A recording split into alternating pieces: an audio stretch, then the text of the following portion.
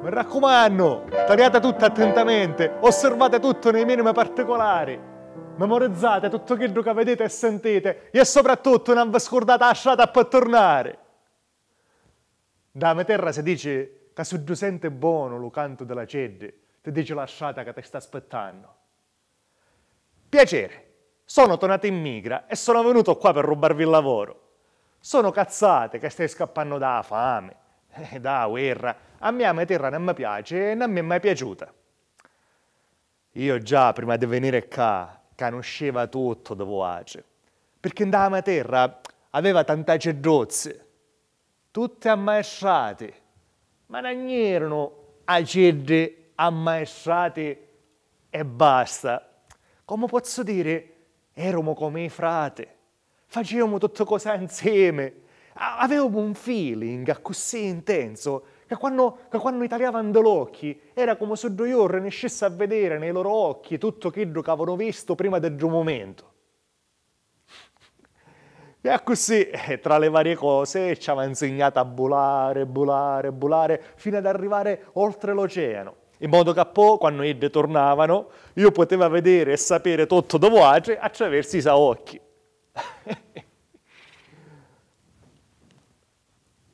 Mi raccomando, tagliate tutto attentamente, osservate tutto nei minimi particolari, memorizzate tutto quello che vedete e sentite, ma soprattutto non vi scordate la strada per tornare. C'era un particolare però, erano agenti che volavano auto, non ci faravano a volare a bassa quota e quindi tutte le cose che Ed e successivamente io vedeva erano viste dall'auto, da lontano. Ma nonostante ciò mi innamorai subito dalla vostra terra. Ogni volta che Ed partevano avessi voluto partire qui. Ogni volta che tornavano mi innamorava sempre più assai tagliando i suoi occhi.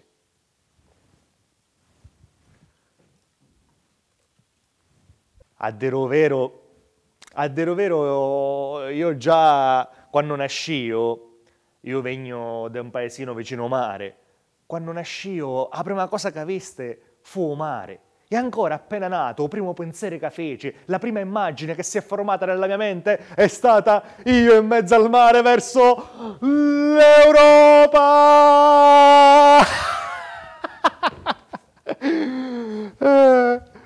Quando ho deciso di partire, sono andato dai miei uccellini e ci dissi ai cedruzzi miei, sogno pronto, domani mi imbarco, voi a volate sopra, a così facciamo un viaggio insieme.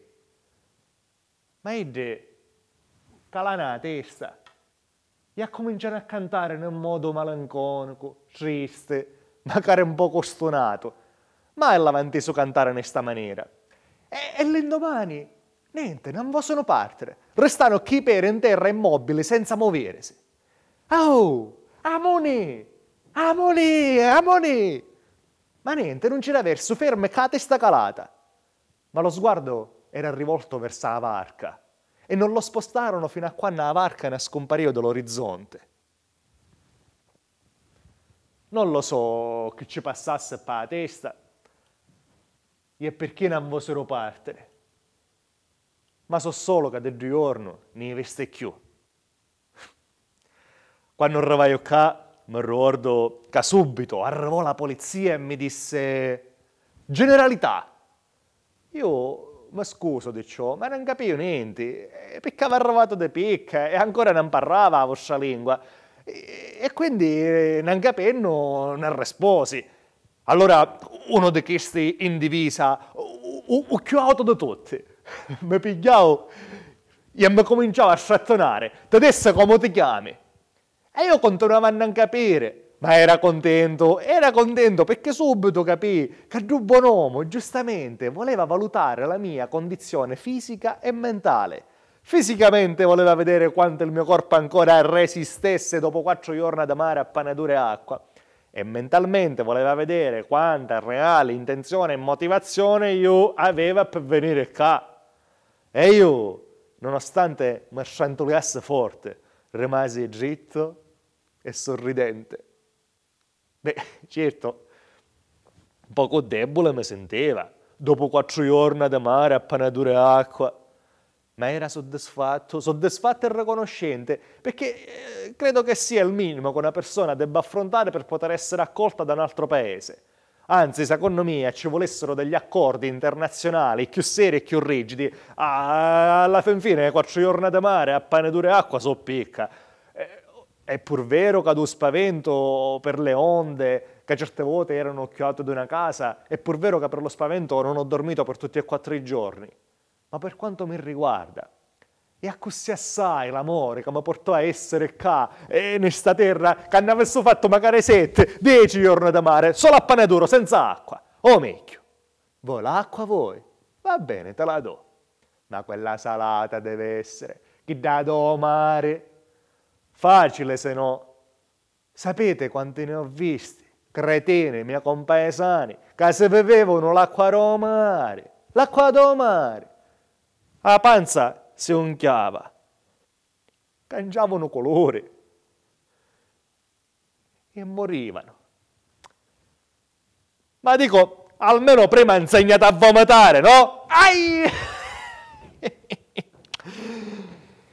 È pur vero che anch'io da bambino, quando già mi esercitavo per affrontare il mare, è pur vero che anch'io pensavo che l'acqua del mare si potesse bere. E così facevo degli esperimenti. Mi ero costruito il mio kit di esercitazione e preparazione al viaggio. I primi elementi che costituirono il mio kit furono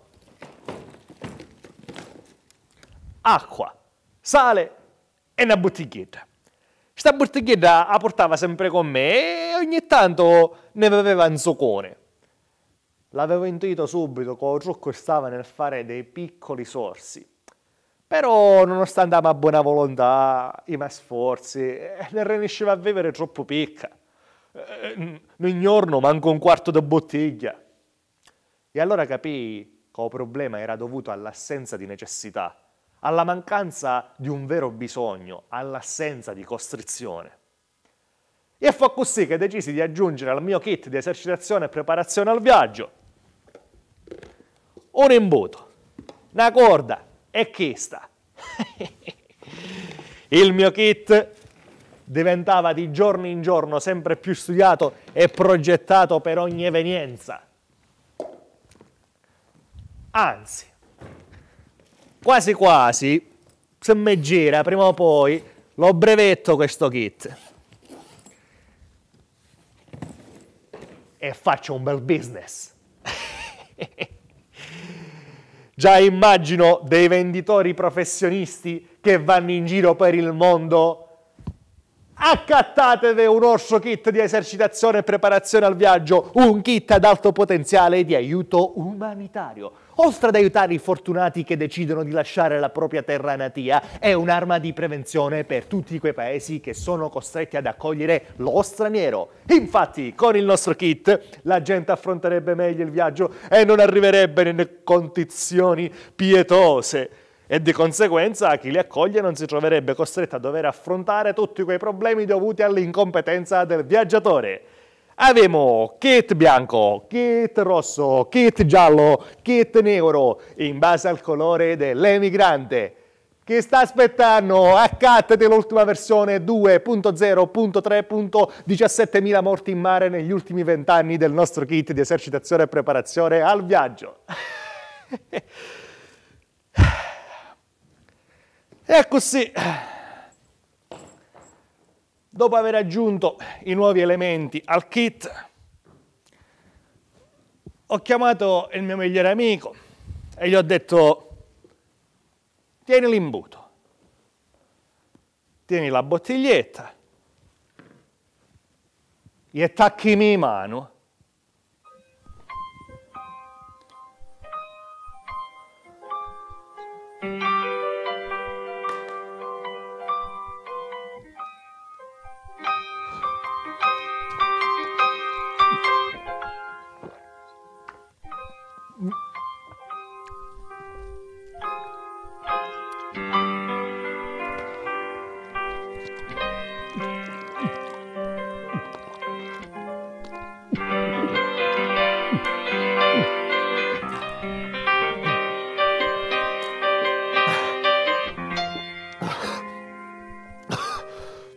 Vieni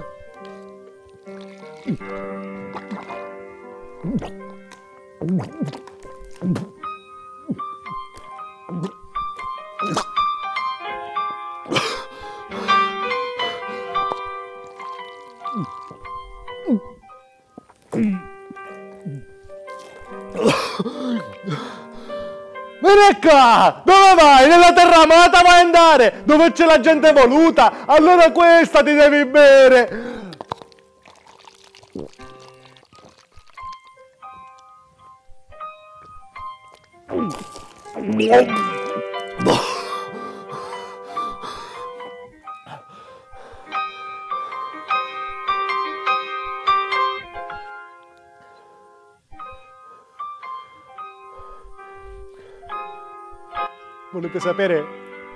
Volete sapere perché al mio kit ho aggiunto questa? Perché vedete, una cosa fondamentale da sapere quando si affronta un viaggio è che non si butta niente. Tutto viene riutilizzato. Se non ci fosse stata la vaschetta, tutta quell'acqua salvifica che ho vomitato sarebbe stata sciupata. Col tempo capii che il mio kit era carente proprio dal punto di vista della sua capacità di riciclo. E fa così che ho deciso di aggiungere un'altra bottiglietta per riciclo del pesce, un tovagliolo cattura briciole di pane secco, una spugnetta assorbi sudore da poter mungere e riutilizzare in caso di un eventuale eccesso di pelle secca, dovuto al sole che a certe volte pareva canere con la nostra piccola barca e asciugava tutto e tutto rendeva incandescente. Ti seccava magari l'anima. Mi dispiace, ma su questo devo dire che nella mia terra natia siamo più evoluti. Mi ricordo il resate che mi fece qua quando arrivai e sentivo parlare del riciclo della carta, della plastica. Voi non avete idea di cosa sia il vero riciclo. Non avete idea di cosa voglia dire trovarsi di fronte alla scelta di vedere morire tuo figlio di sete o di decidere di salvarlo dandoci lo stesso pesce. Lo so, signora, lei giustamente sta pensando, ma l'acqua salata non c'è bisogno di riciclarla con tutta quella che c'è no mare. E invece si sbaglia, perché vede, quando le onde sono più alte di una casa, che non dormire per 4 giorni ad un spavento, quando le onde sono più alte di una casa, non è facile riempire la bottiglietta.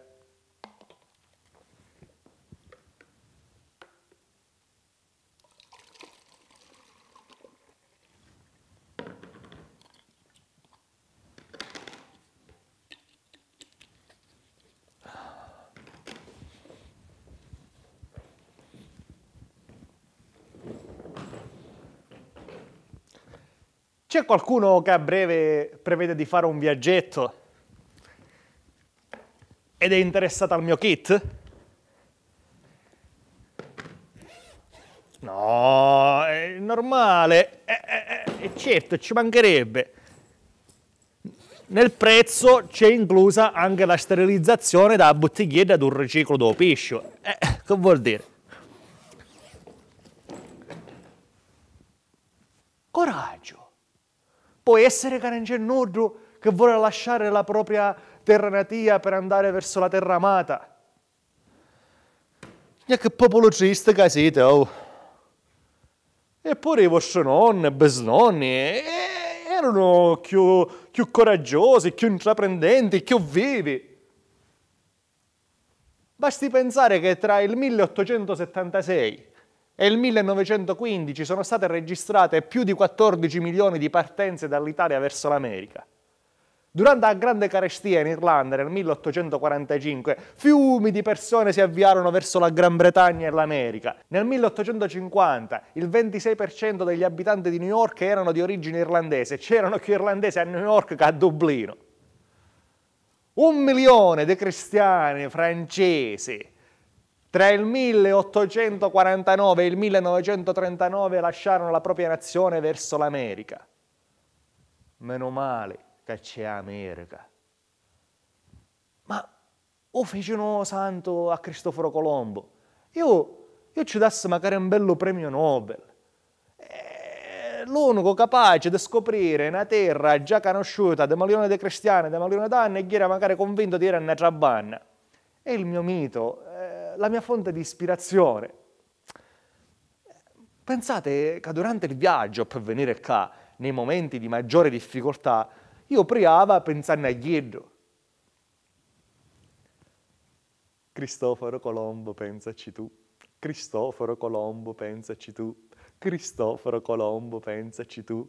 Fa che io possa arrivare in una terra già abitata e tutti sterminare e quindi conquistare, e che ad ogni anniversario dalla mia scoperta, anziché esserci un giorno di lutto mondiale, ci sia una grande festa. Cristoforo Colombo, pensaci tu. Arrivavano le onde. Cristoforo Colombo, pensaci tu. Cristoforo Colombo, pensaci tu. Cristoforo Colombo, no, chiedo scusa, no, io bestemmiare, Cristo, ma no, ma chi sta dicendo? Ma no, io a Colombo sto pregando. Ma sapete perché i macedozzi non vogliono partire? E va sapete, se magari a Ghidde, quando venivano qua, ci domandavano permesso di soggiorno. Mi ricordo ancora come se fosse ieri, la prima volta che domandai il permesso di soggiorno. Per più di un anno, ogni mattina, nasceva da casa, metropolitana, bus 128, linea 5, questura. Buongiorno, vengo dall'ufficio immigrazione che mi ha detto di venire da voi per ritirare il mio permesso di soggiorno. È da un anno che lo aspetto. Nome e cognome. Tonato nome, immigra cognome. Carissimo Tonato Immigra, ci risulta che quando sei arrivato nella nostra terra hai rilasciato delle false generalità. Chiedo scusa, quando io arrivaio non parlava la vostra lingua, come avessi potuto dare un falso nome? O conosce questo? E mi mostrò la foto del giubbonomo che do auto in divisa, che do come sciantoliava. E certo che lo conosco, è il giubbonomo che mi ha accolto al mio arrivo. E tu cosa gli hai risposto? E ripeto che io non parlavo, non capivo. Te lo dico io cosa gli hai risposto. Gli hai risposto no, ma forse lei si riferisce al fatto che io rideva. Sì, è vero, io rideva, ma io rideva perché volevo dimostrare la mia felicità di essere qua. Basta.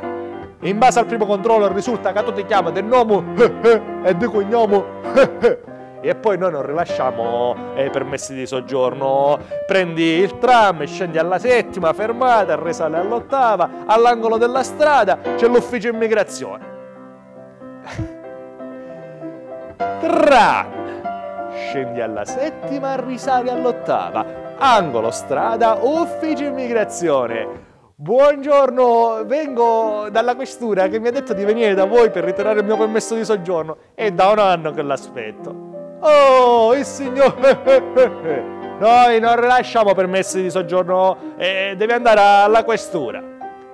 Metropolitana, bus, linea 5, questura, tram, scendi alla 7ª, acchiera all'8ª, angolo strada, ufficio immigrazione. Metropolitana, bus, linea 5, questura, tram, scendi alla 7ª, acchiera all'8ª, angolo stato, ufficio immigrazione. Metropolitana, bus, linea 5, questura, tram, scendi alla 7ª, acchiera all'8ª, angolo stato, ufficio immigrazione. Oggi 14/5/2012 viene consegnato il permesso di soggiorno al signor Tonato Immigra, valido dal 14/5/2012 al 14/5/2013. Un permesso di soggiorno.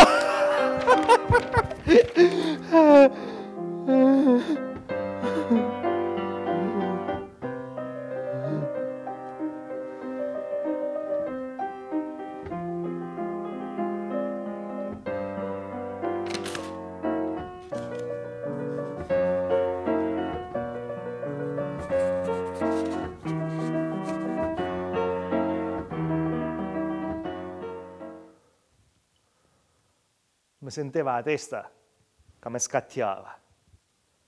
Per la prima volta sentiva tanticchia di nostalgia dalla mia terra. La cosa che mi mancava assai erano i macedozzi.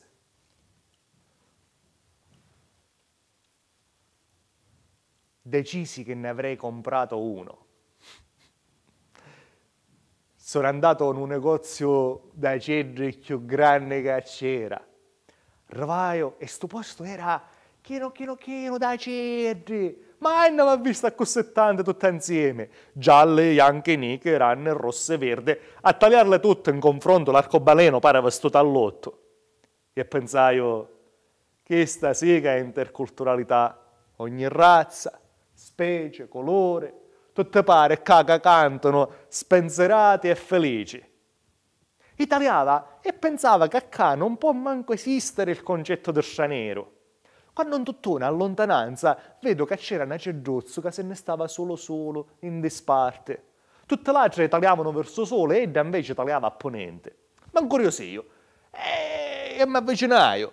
E con piacere viste che Macareggio cantava insieme a tutte le altre. Però c'era qualcosa che non mi convinceva. Allora mi avvicinai il assai. E sentivo che da cedruzza aveva modo di cantare diverso da tutte le altre. Certo, non dico che tutte le altre cedre cantavano tutta la stessa maniera, precisa, ognuno aveva la sua melodia, la sua tonalità, però tutte facevano cip. E invece questo, quando cantava, faceva cie. Pensai che evidentemente era una cedruzzo scianero, che parlava un'altra lingua o comunque aveva un accento diverso, insomma va un poco come a me. Decisi che avrei preso quello. Da mia terra si dice che se tu senti buono lo canto della cedre, ti dice la strada che ti sta aspettando. Tempo una paio di settimane eravamo diventato come i frati. Facevamo tutte cose insieme. Scontato dire che lo chiamai cie.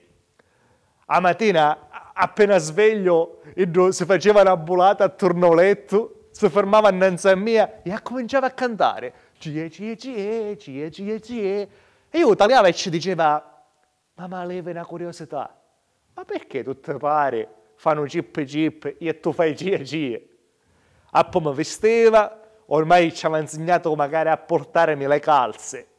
Facevamo colazione insieme, io ci smanuzzava dove scutteggia alla tatazza e lui cie e si mangiava. Quando un giorno tornai a casa all'ora di pranzo e non trovai. Subito pensai che la cosa era troppo strana, perché sì, è vero, Edo normalmente nisceva fuori da casa, però se c'era una cosa che non sgarrava mai era l'ora di pranzo. Ogni giorno puntuale, precisa all'una, Edo era là.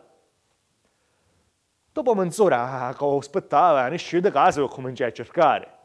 Cie? Dai, cie, che è pronto da mangiare, cie? Però mi accorgeva che mentre io cercava, la gente mi tagliava scianeta. Chiedo scusa, per caso tu visto una cedruzzo?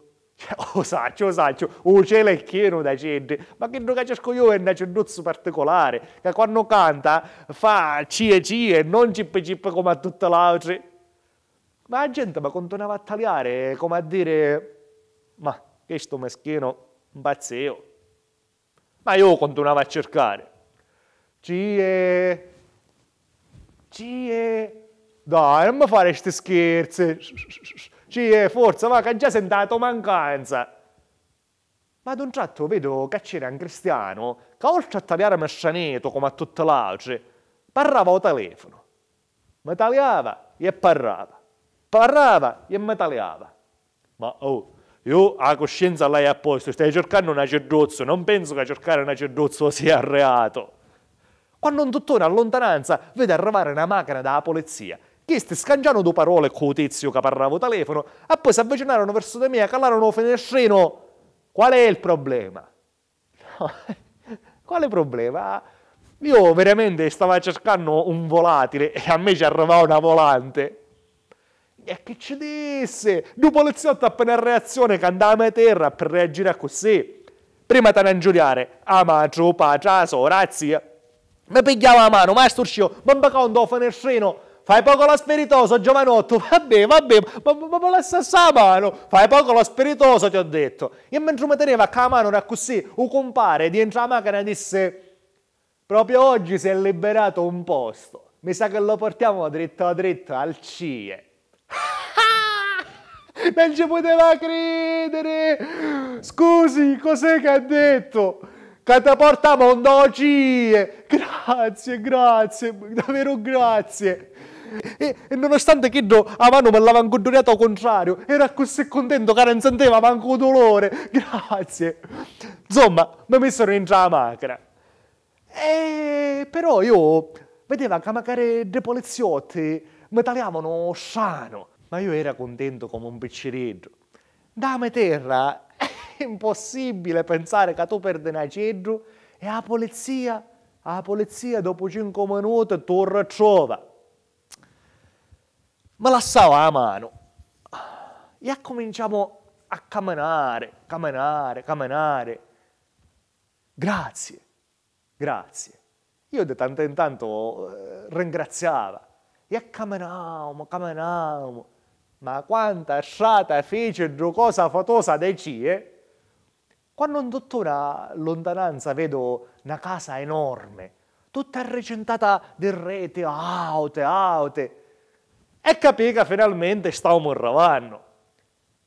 Guarda quanto è grande questo negozio da cedro, pensai. Ma sapete quanta gente ci sono dentro e quanti amici si fece CIE?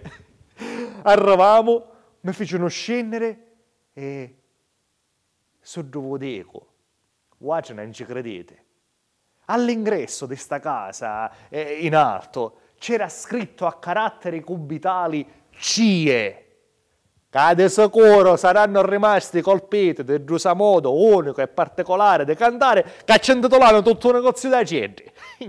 Era troppo fiero, era. Superato il cortile, già si entra e c'erano sempre altri cristiani con facce più tristi di quelle di prima.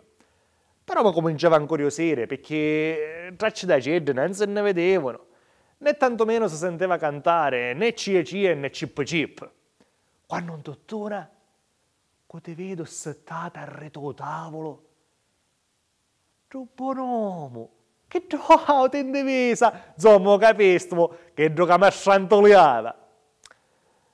Oh, il signor quanto tempo! Buongiorno, grazie,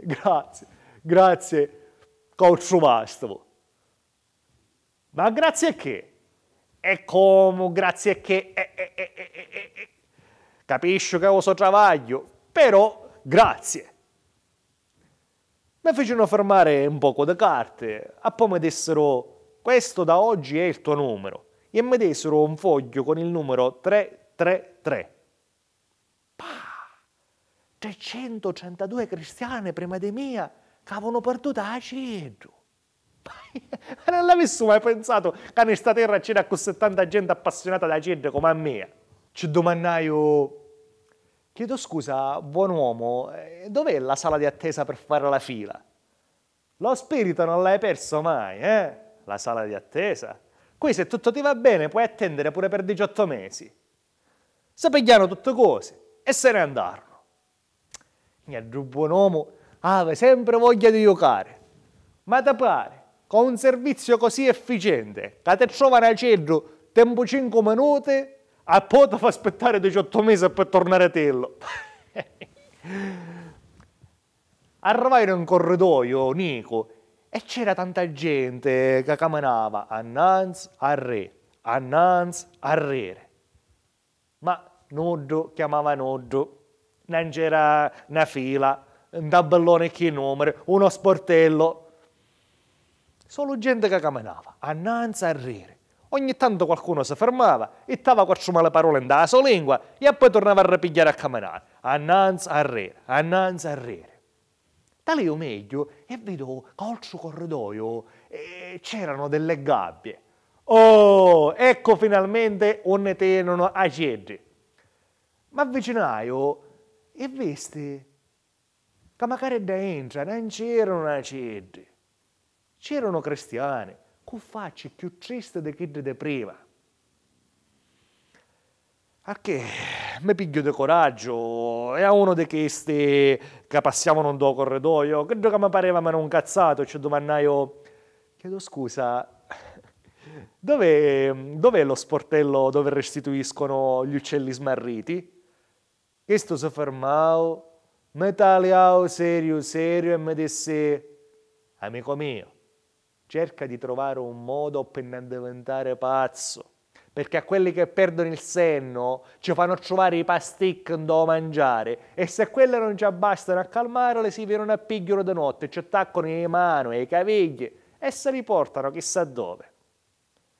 So solo che quando tornano sono sì più calme, ma magari tutte neure e unchi. Non ci stava capendo niente. Guardasse che io non perdevo il senno, io perdei a CIE, ma poi lei come fa a pensare che un centro si chiama senno? CIE si chiama. Mi stava cominciando a nervosire. Ferma un altro. Chiedo scusa, lei ha mai visto o sentito parlare di CIE? È da 8 mesi che sono qua e vedo solo CIE. Andiamo a casa tutte sceme sono. Mi scusi, dove si fa la fila? Più tardi lì ci portano da mangiare e si fa la fila.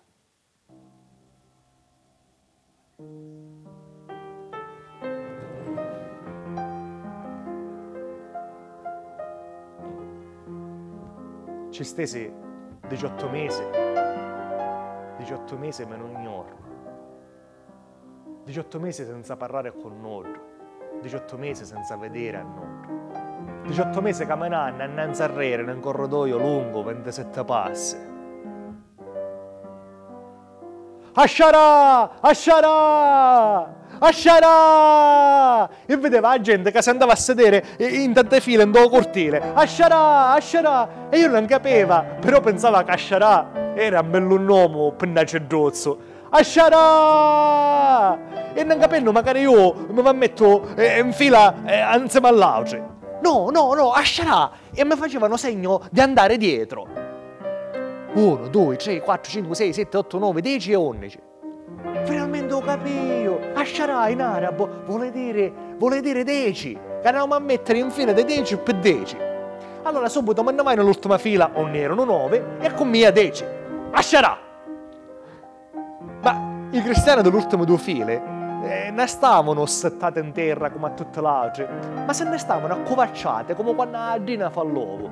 Perché da in terra, nel cortile, nel ponto, c'era una specie di liquame che scorreva e faceva lo stesso ciauro che a certe volte c'è il mare quando passi sotto un ponte e c'è il ciauro di fogna e di cadavere appena morto. E così magari io mi mesi ingocciato come a tutte le altre. Ma ecco che sarà un cancello del cortile e arriva un carabiniere che comincia a tagliare se siamo tutte pare settate in terra 10 per 10, asciarà per asciarà. Guarda gioco che va a fare? Ma sta parlando con noi, ma perché? Non siamo 10. Vi volete assettare come a tutte le altre o vi portate i poltrone? Collega, ma che c'è una schifezza. Ci disse un collega indicando il liquame che passava sotto i nostri piedi. Non ti preoccupare, non ti frastornare, che neuro sono neuro, non tingi. E poi il maresciallo disse che se ne assettare tutta pare. Assettatevi. E fu così che ne assettammo nel liquame. Io sull'occhi e vedo che al retro carabinieri c'era Habib. Habib, un mio compagno di gabbia, che non si era svegliato ed era in ritardo per lasciare. Habib, spicciti, che ce lascerà. E mi incuriosiva vedere come nonostante fosse la prima volta che io partecipavo a lasciarà, ormai l'avevo interiorizzato così tanto che mi premuravo nel dare consigli all'altro affinché si facesse come si deve lasciarà. Ma non solo io mi accorgevo da Habib, magari un carabiniere, ho visto caco dell'occhio. Si sfilava un guanto e ce ne disse ancora per parecchi. Ma carabinieri si assettare, l'asciarà era completo. C'era solamente uno de noi che non partecipava all'asciarà e non ci diceva niente. Era Said Uscafista, che faceva da interprete. Se ne stava vicino a un poliziotto questo borghese e in base alle indicazioni che Cheddo ci dava, chiamavano a Cheddo che avevano all'assare un centro per essere trasferiti. E un caso voleva che ognuno che veniva chiamato, per forza di cosa, aveva a passare davanti a un carabiniere con guanto. E così, ognuno che passava si pigliava una frustata andare orecchie, come a bimbi. Ero così preso da quello che stava vedendo, che manco mi accorgevo che ormai i miei cause stavano impregnati di ciauro, di fogna e di cadavere appena morto. Chiamate tutti quelli che avevano a chiamare, votarono in spade e se ne andarono. E fu così che finì il primo dei miei tanti asciarà.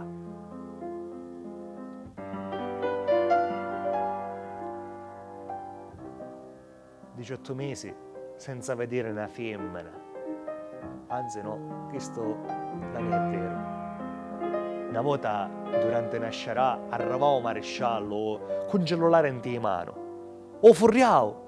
E io ho visto che tante di noi che facevano la sciarà si misero la mano così, a convigliare solo occhi. E io ci avessi voluto dire ai miei compagni, certo che poi dicete a me che sogno strano perché pensava di essere qua perché aveva perduto la cedro. Manco voi però scherzate, eh? È un cellulare! Non l'avete visto mai? Serve per chiamare, c'è bisogno che vi convigliate l'occhio. Quando un dottore vedo un maresciallo che si avvicina a Mamadou.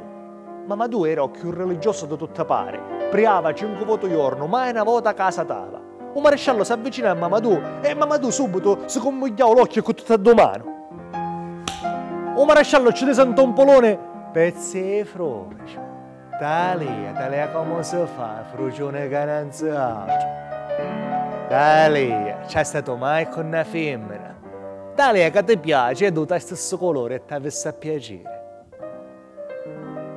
E che da, fu l'unica volta che aveste una femmina. 18 mesi senza fare niente. Gente che parlava sola, che si coseva a occa, che non mangiava più, che bruciava tutte cose.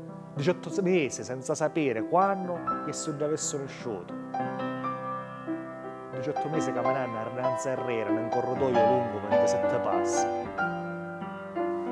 Lo facciamo un corridoio. Io ci staio. Allora siamo tutti d'accordo. Stasera corridoio. Gente sedere a 4 sordate che parlavano tra di loro.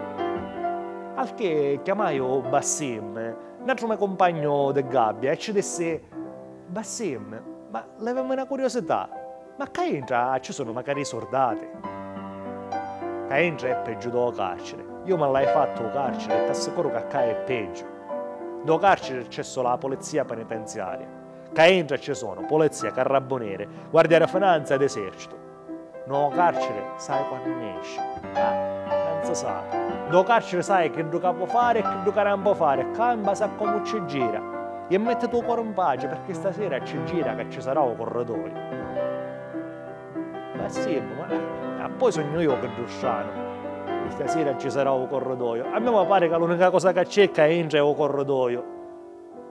Arrivava la sera e viste che i soldati erano messi uno in faccia all'altro davanti alle gabbie. Gli tagliavano gli occhi e gli erano caroselli, che pigliato uno per uno si spagnavano magari l'ombra sua. Per andare a dormire dovevamo passare lì in mezzo. Quello era il corridoio. E questi, ridendo, ne cafoggiavano un tompolone dalla faccia. Erano 20 appellato, deve accorcare con 40 tompolona. Però tutto sommato il dolore dalla faccia ti faceva da analgesico perché non ti faceva sentire il fastidio dei pollici che ogni notte dormivano fedelmente con noi. L'ultima notte che passai che entra, menzonaio per tutta la notte, una voce che mi diceva «Suddu sente buono lo canto della cedre, ti dice la strada che ti sta aspettando». L'indomani mi sento sciantolare nel letto, mi sveglio e c'era ancora una volta un buon uomo che auto in divisa che mi sciantoleava. Mi dissero che ora poteva nascere. L'avevano provato tutte, ma per il momento non mi potevano espellere e quindi ora poteva nascere. Era così contento che non ci credeva. Mi pareva che ancora stava insonnando, ma non è che stai dormendo ancora. Scusi, buon uomo, per favore, ma può dare una sciantoleata? Ma tu hai voglia sempre di fare lo spiritoso? Per favore, per sciantolearsi, che ci costa a lei che lo fa da mestiere? Niente, da volta non ci fu verso di convincerlo. Mi fecero firmare una carta. Non ci poteva credere che stava percorrendo per l'ultima volta due corridoi di cui conosceva ogni mattonella. Rapì la porta e ne uscì.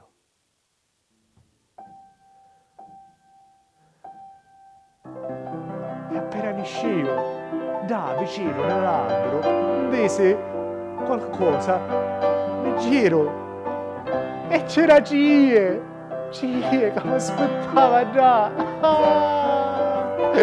Cie! Subito abbolava e mi si è messo sopra il naso e mi cominciò a dare tanta vasura. E io magari provavo a dare il ciglio, ma non ci arrivava perché non si metteva a la testa, era così. E io non ci arrivava, ma subito tornava a calare la testa e mi dava vasura, e ancora vasura, e poi cominciava a volare, e io ci correva appresso e mi sentiva leggero come l'aria. Cie, vai piano, non corrono così forte, che sotto perdo una 18 mesi non ce la posso fare. E io volava, e io appresso correva così forte. Candottona magari io mi cominciai a ghisare i piedi in terra e a cominciare a volare magari io. E noi stavamo sempre più auto e i cristiani vedevano sempre più niche. C'è da lì che il mondo pare uno solo. Non si vede quel più auto, quel più vascio, con la divisa, con angellave, tutti stessi, parlano, tutti lo stesso colore, come formicole. Cie, ma a casa sta una meraviglia, ma come può fare a voce di scendere dalla terra? Se io fossi una cedro, al vostro posto, stasse sempre qua sopra, stasse. Il dottore Cie si avvicinò, mi tagliavo. Io mi fece cenno con la testa, come a dire, vedo che ora mi scendere. Come si fa, Cie? Io non lo so come si fa. È la prima volta che volo. Cie si mise sopra l'eto e mi stringevo forte che ammozze, come a dirmi, tenete forte. E io chiudevo gli occhi e mi sentiva come quando da Nico, quando non riusciva a pigliare sonno e mia madre mi appoggiava la mano nell'occhio. E io alleggio, senza accorgere nemmeno, mi addormesceva. E così, allo stesso modo, alleggio, senza accorgere nemmeno, mi trovai qui per terra. Cie mi continuava a tenere stretto eto. Amico mio, mi dispiace, ma dai a cangiare il nome. Dopo questi 18 mesi meno un giorno che passaio, dai a cangiare il nome. Tu mi capisci? Ora come ora, sei la cosa più cara che ho. Ti chiamerò cara. Oh, però vedi che ora mi può lasciare io, che atterramo. Caro Cie, scusa, sbagliai. Caro, cara, quante cose che t'hai a contare. E io, che pensava che nel schifo di Cie ci aveva venuto... No, aspetta, perché giustamente ora tutto confonde, perché ogni volta che io dico la parola Cie, a te pare che stai parlando di te. E quindi ti gira la testa. Ma poi, ti pare che io, parlando di te, potesse mai utilizzare la parola schifo? E io che pensava che nello schifo di CIE ci aveva venuto perché aveva perduto la centro. Devo dire che parranno con l'altri ospiti, magari le motivazioni che mi dicevano per cui erano da entra, erano sane. E poi non è che mi aveva sbagliato d'assai. Alla fin fine tutti i cristiani tenuti in CIE erano tenuti da entra perché avevano perso o comunque ci mancava qualcosa. Non si trattava da cedere, ma di permessi di soggiorno. Tutto iniziò nel 1998, quando una volta Napolitano, avendo particolare nostalgia dalla propria terra, disse: «Stasera mi voglio vedere un bello film di Totò». Quale mi vedo? Quale mi vedo? Mi vedo un turco napoletano. E secondo me fece un'ottima scelta, perché io sogno un appassionato di Totò e un turco napoletano è uno dei miei preferiti. Finito di vedere il suo film, Napoletano disse: «Che bel film, bellissimo, e magari io volessi fare nel mio ambito di lavoro una cosa così ben fatta. Ma come posso fare? Io sì, ho un po' di idee per la mente, ma forse potrei trovare ispirazione dal titolo?» E subito pigliavo il telefono e chiamavo l'allora ministro per la solidarietà sociale Livia Turco. E fa così che nasciu la legge turco-napolitano, che per la prima volta nella storia della Repubblica istituisce la figura del centro di permanenza temporanea e assistenza per gli stranieri sottoposti a provvedimenti di espulsione e o allontanamento con accompagnamento coattivo alla frontiera. Ma dico io, con tutti i film di Totò che ci sono, non è proprio che sa va a vedere, proprio che sì, è vero, è uno dei più belli, ma proprio che comunque fa così che nasce nei CIE.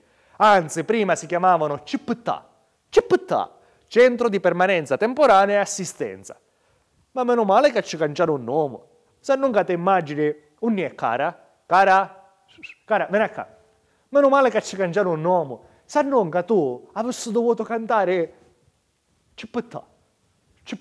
E come fai? Non puoi fare una melodia, è difficile. A me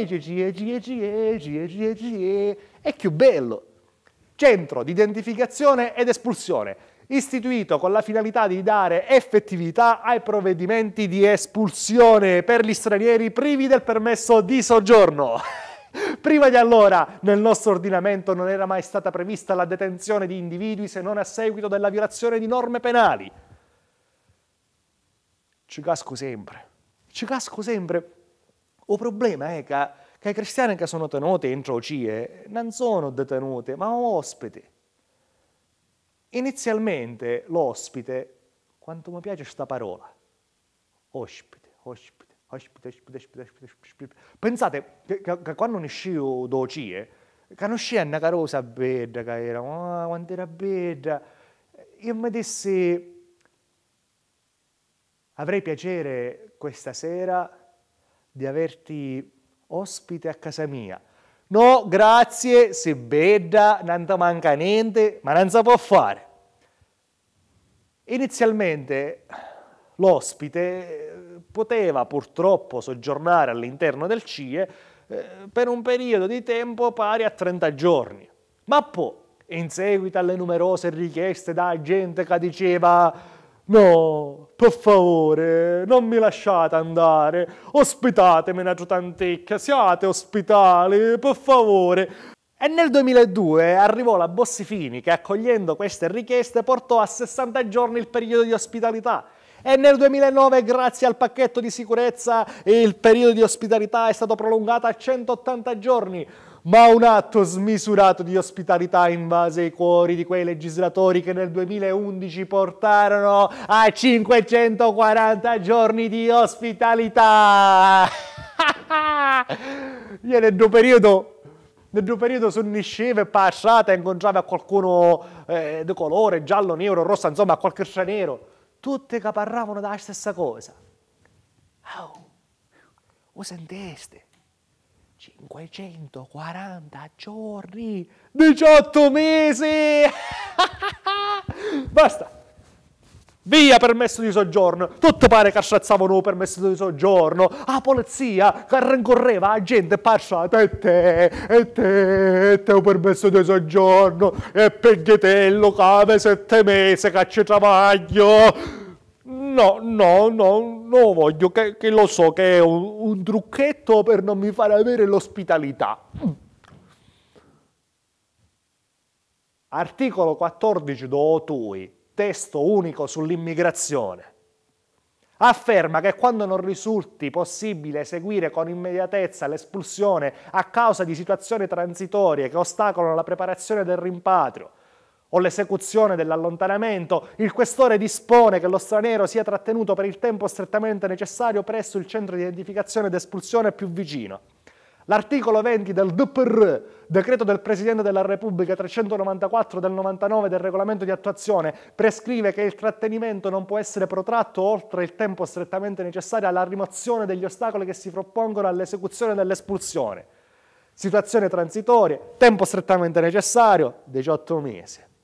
18 mesi senza parlare con nodo.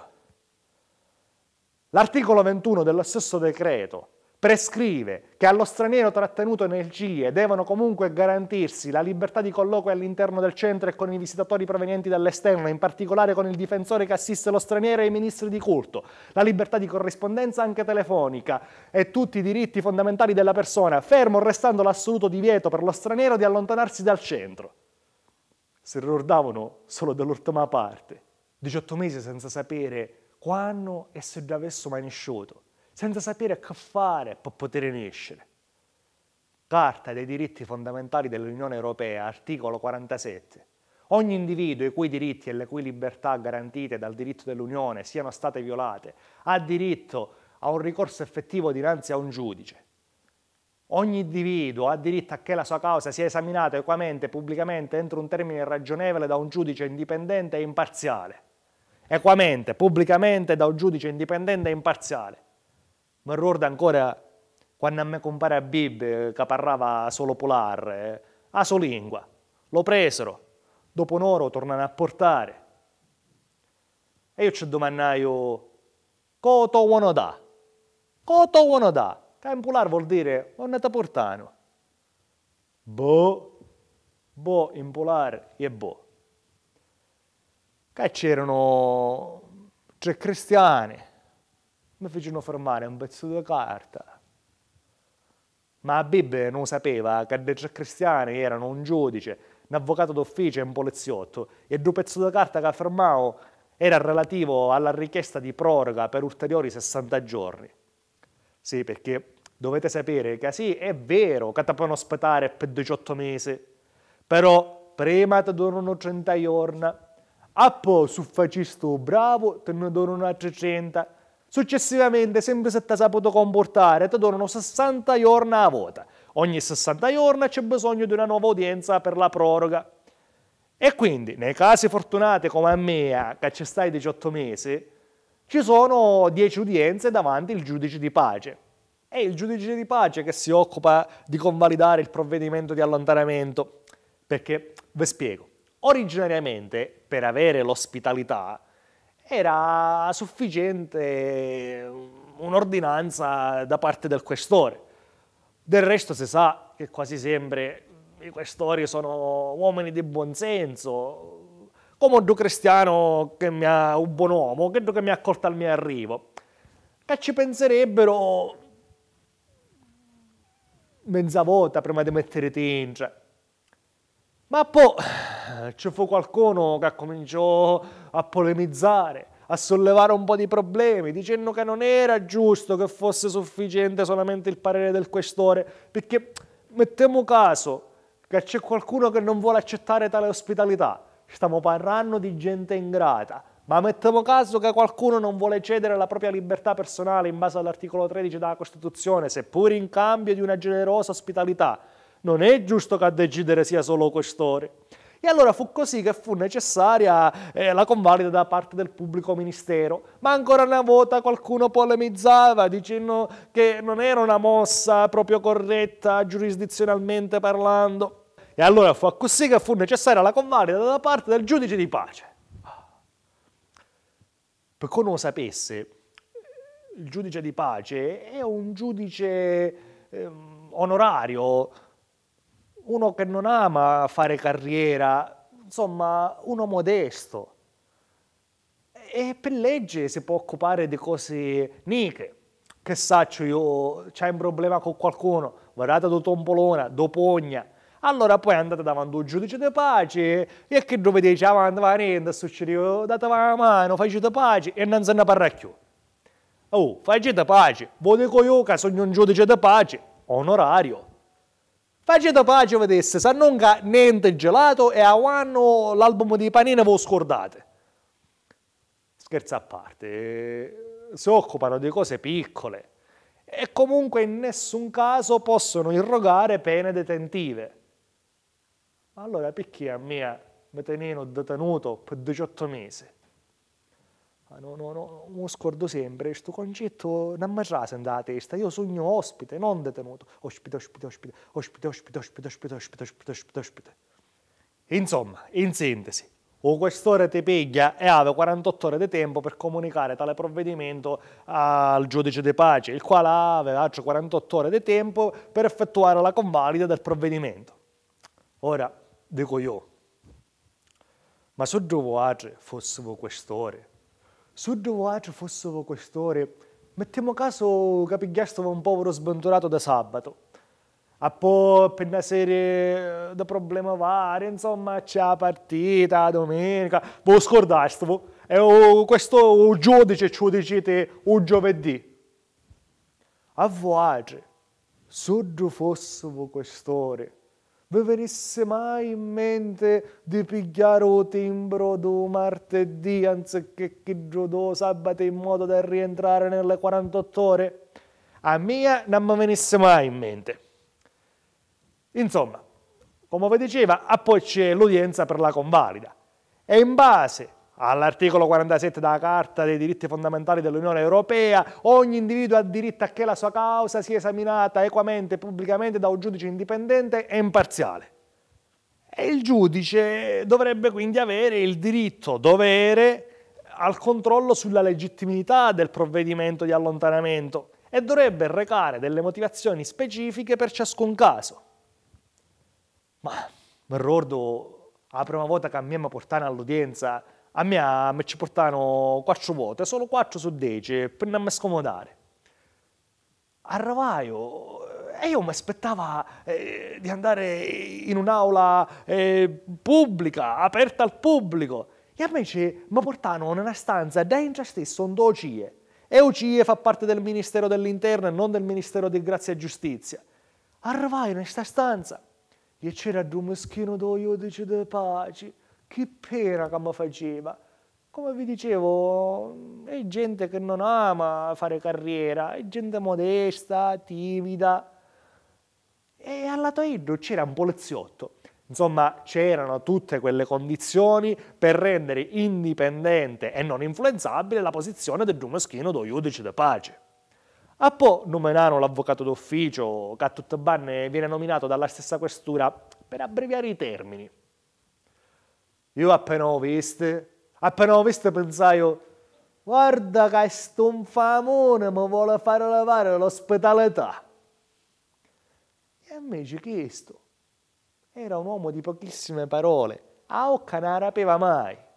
Insomma, in queste udienze ci sono davvero brave cristiane. Giudici modesti, timidi e avvocati riservati. Questo calava sempre la testa. O giudice, per farvi capire quanto era modesto, non si mise a scrivere come solitamente fanno dei presuntuosi dei giudici di carriera, ma si limitò a fare una modestissima croce sulla casella del prestampato che indicava le motivazioni della convalida. E la cosa interessante è che al centro avevamo tutta la stessa motivazione. Beh, proprio la stessa no, perché ognuno ce l'aveva scritta nella propria lingua o comunque in una delle lingue più parlate. Vediamo come si dice sta parola andato lingua. Oh, da così, da mia da così, è nato lingua. Io sono sicuro che le motivazioni ne davano tutte si stesse per favorire la socializzazione e lo scambio linguistico. Ah, poi c'erano dei meschini dei cinesi, come posto da motivazione, c'avevano tante quadrette. Sì, tante quadrette. Giustamente a stampante da quest'ora dopo un po' diceva basta, l'hai stampato in inglese, francese, arabo, turco, ma o cinese non ce la posso fare. Perciò, voi che entra in questa questura a malapena sapete parlare l'italiano e io avessi a sapere stampare in cinese tutte quadrette. E quindi, cinese a parte, c'era questo scambio linguistico, il tutto dovuto alla modestia del bonomo del giudice di pace. Pensate che sono così modesti che essi vengono pagati a cottimo, sì, a cottimo, in base all'udienza che fanno.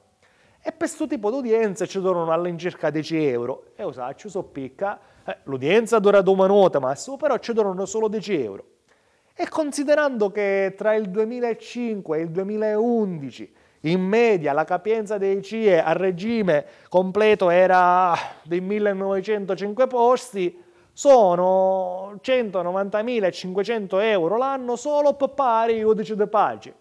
190.500 euro l'anno è una spesa modestissima in confronto ai 55 milioni di euro l'anno per il mantenimento dei CIE.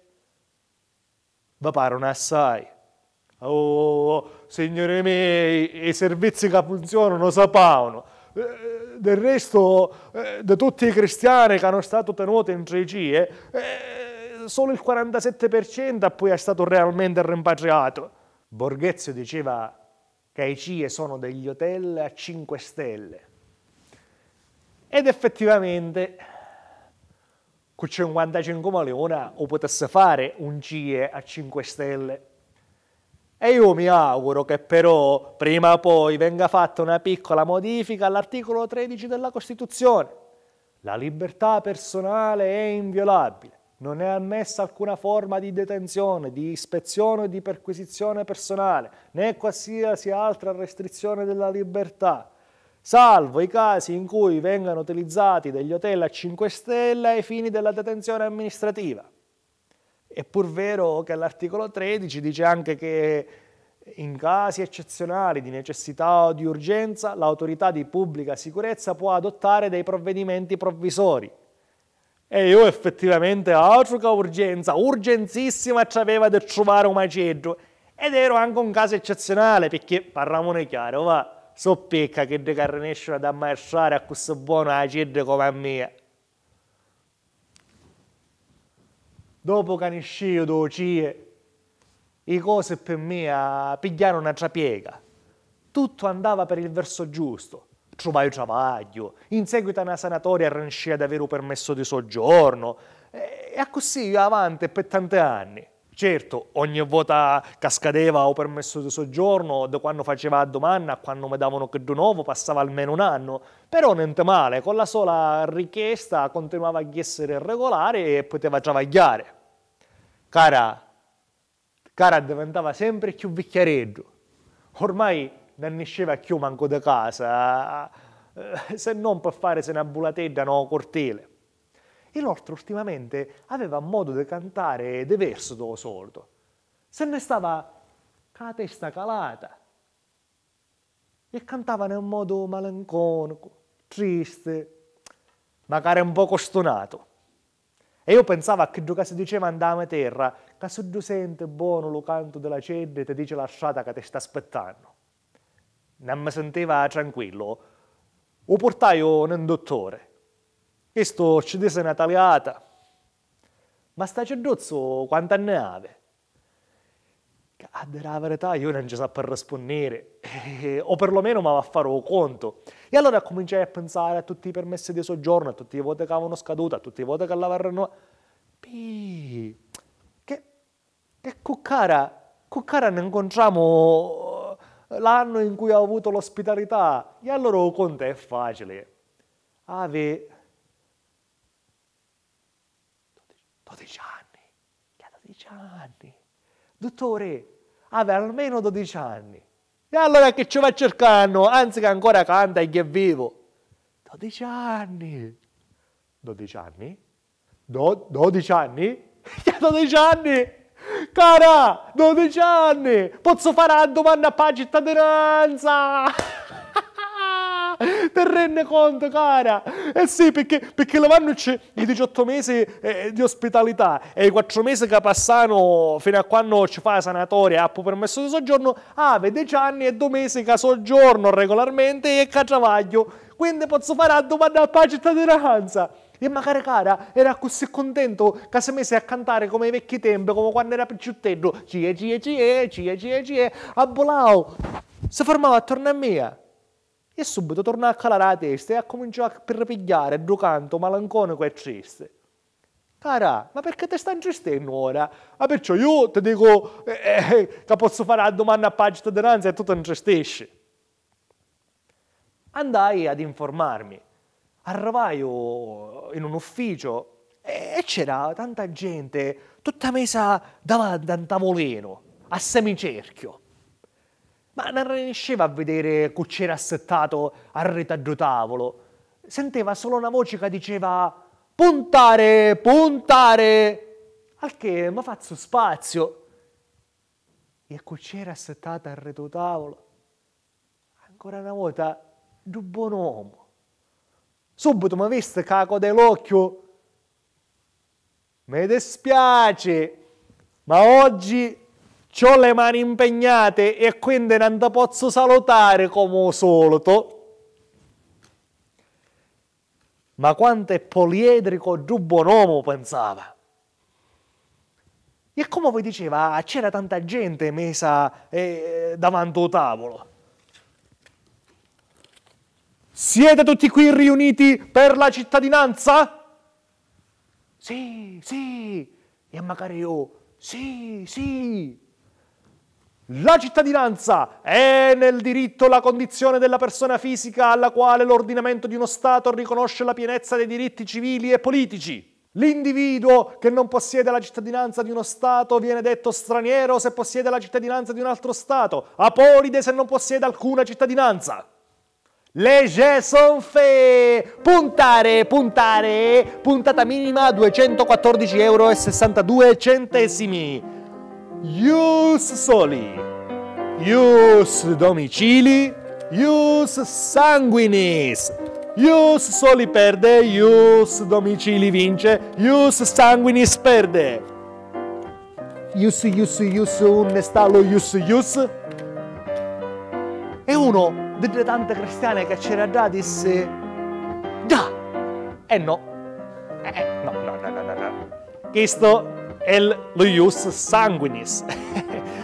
Che grazie a questo principio una persona può ereditare la cittadinanza per discendenza di sangue dai propri genitori. Quindi se non c'è la cittadinanza evidentemente c'è una malattia ereditaria.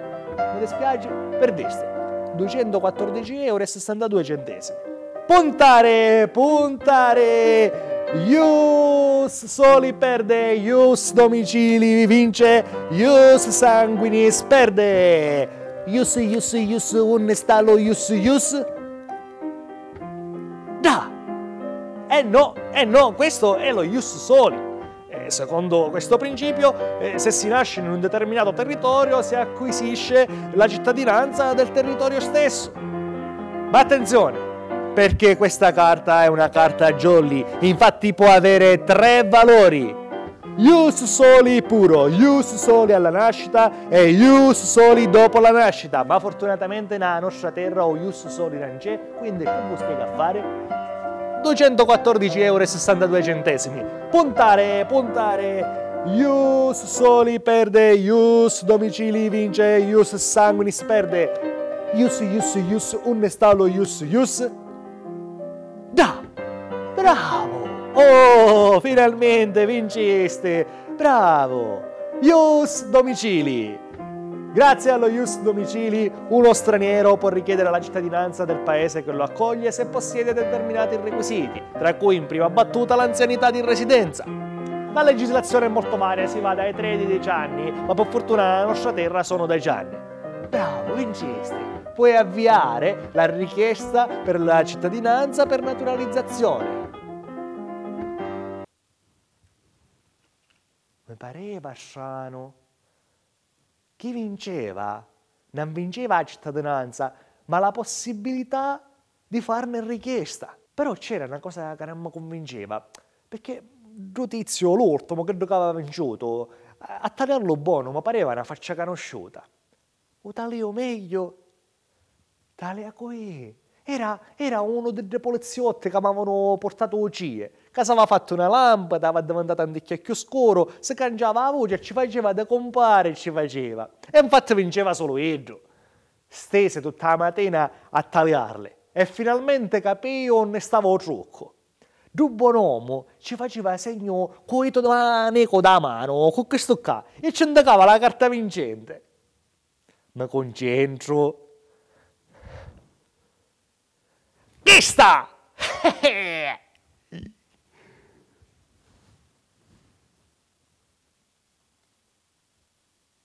Bravo.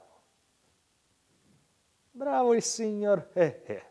Vinciste, bravo, vinciste. La domanda. Grazie. Ma i 214,62 € me la darò lo stesso. Perché su vinci io. Senza chiedere, a domanda non si può fare. Vede sono tante carte, i compilaio e ci mannaio alla prefettura, la quale provvede all'istruttoria della domanda inviandola al Ministero dell'Interno. Il Ministero dell'Interno procede a chiedere il parere del Consiglio di Stato. Ove questo parere sia favorevole, il Ministero emana un decreto di concessione che deve essere firmato dal Presidente della Repubblica, turco napoletano. Il decreto viene ritrasmesso alla prefettura, che provvede ad informare l'interessato tramite il comune di residenza, dove l'interessato presterà giuramento. I tempi di attesa per la richiesta della cittadinanza superano i 5 anni, ma per norma dovrebbero essere non superiori ai 2 anni. A dire vero, dopo ho saputo che poteva scegliere anche la strada del matrimonio e avere la cittadinanza dopo 2 anni di convivenza legale successiva al matrimonio. Ma io, ogni volta che conosco una femmina, appena Kidda mi dice che vuole che io sia ospite a casa sua, io me ne scappo. Esattamente dopo 5 anni meno un giorno, vai a casa e c'era cara che teneva una busta di lecce. Ma la portavo. Io subito, delicatamente, ma velocemente la rapio. Cara, e ha risposto a la cittadinanza. Cara, preparati che va a fare un giuramento. Il signor tornato in migra ha lavorato e soggiornato regolarmente per 10 anni, ma non possiede 10 anni di residenza continuativa. Quindi la richiesta viene rigettata. No, ma sono sicuro che ci sarà una svista, ci sarà. E perché stai dicendo la verità? Ave 10 anni, che travaglio, tutto in regola. Cara, tu che ne pensi? Ma cara continuava a cantare in un modo melanconico e triste. Pensai di andarmi ad informare all'ufficio dove avevo consegnato tutte le carte. Arrivai, è scontato dire che al retrovetro c'era ancora una volta il buon uomo. E io pensai che almeno magari stavolta non mi poteva sciandolare essendo al retrovetro. O tempo di passare la leccia per passare il cilla, che già infilava in mano sotto il vetro, pigliava i miei e mi cominciò a sciandolare forte, ma forte, più forte di tutte le altre volte. Carissimo tornato in migra, ne hai fatta di strada, Ho saputo che trovaste travaglio, permesso di soggiornare a 3 manca, che addirittura faceste la richiesta per la cittadinanza. Ma per me resterai sempre solo. Io me la stavo in mano. Ma chiedo scusa, io è da 10 anni che lavoro, tutto in regola. Ma dico io, Prima di venire qua a domandare la cittadinanza, sapete leggere o non sapete leggere? Qua c'è scritto che sì, è vero che ha travagliato, ci ha avuto un permesso di soggiorno, ma non possiedi la residenza per 10 anni. E quindi la cittadinanza te la può scordare. Ma io ce l'hai la residenza, sicuro sei? Sì, ridi, sì.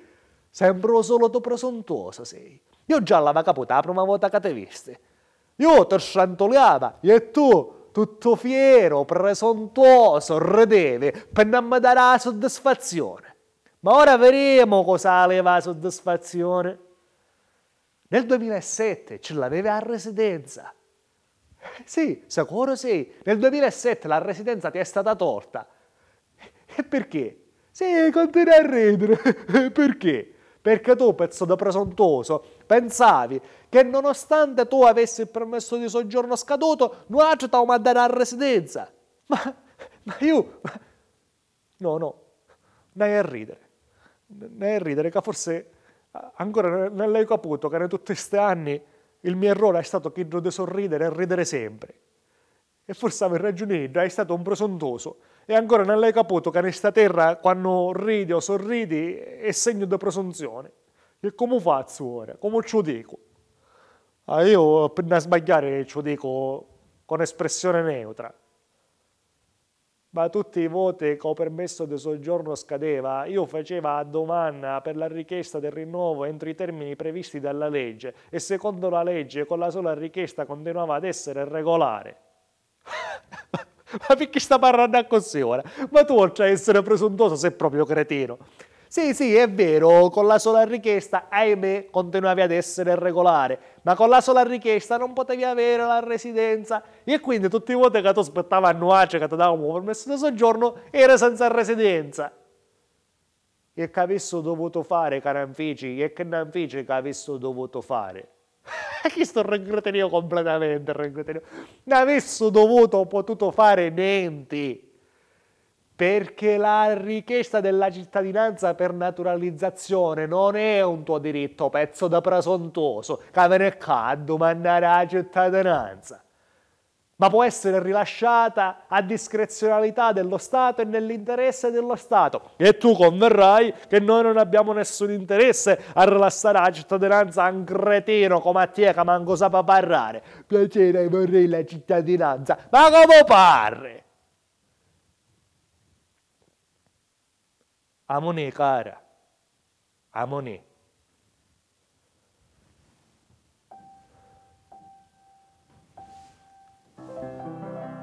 Forse avevi ragione dentro. Hai stato sempre presuntuoso. Da quando nascevo e avevo la presunzione di navigare con l'occhio oltre l'oceano. Da quando decidi di lasciare la mia terra. Da quando dopo 4 giorni di mare senza dormire non smettevo mai di essere sicuro che avessi arrivato. Da quando un buon mi sciantoliava, io tutto fiero, ridevo. Da quando trasio entro ocie, che poi mi dissero che ero l'unico caso nella storia dei deportati nei CIE che era entrato felice e ridendo. Cara, portiamo con te, cara. Cara venne e si mise indoito. E mi stringevo forte chi ammozzi. E io pensavo che stavamo a popolare insieme. Ma in tutta una cara non cantavo più. Mi tagliavo e mi disse: vuoi sapere perché faccio cie e non cip come a tutte le altre? Quando una cedro fa cie vuol dire che sta ridendo. Se tu senti buono, magari l'altra gente fanno cie, ma sono ogni tanto, in rarissimi casi. Cie. E se innamorò alla ricerca della sua terra amata.